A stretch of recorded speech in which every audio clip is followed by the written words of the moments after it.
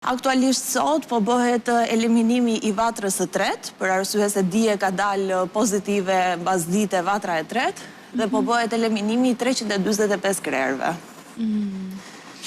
Vjen shumë, ndjejmë keqardhje të gjithë, nuk e di sa e beson kur e dëgjojmë këtë si lajm, sepse sigurisht ato janë pasuri e fermerëve tanë mbi të gjitha, por edhe për vit duket sikur ne shqiptarët kemi një lloj dobësie sepse është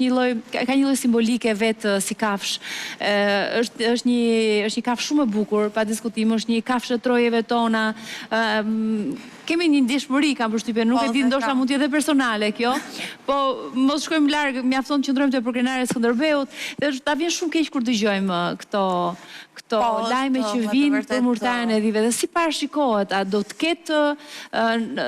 si parashikohet të vijojë, le të themi, kjo përhapje e kësaj sëmundjeje, sado që masat paralelisht janë duke u marrë. Ne si autoritet kombëtar së bashku me Ministrinë e Bujqësisë kemi bërë të mundur që të shikojmë në terren të gjitha zonat, në të gjithë Shqipërinë veterinerët kanë dalë, aktualisht janë 42 grupe veterinerësh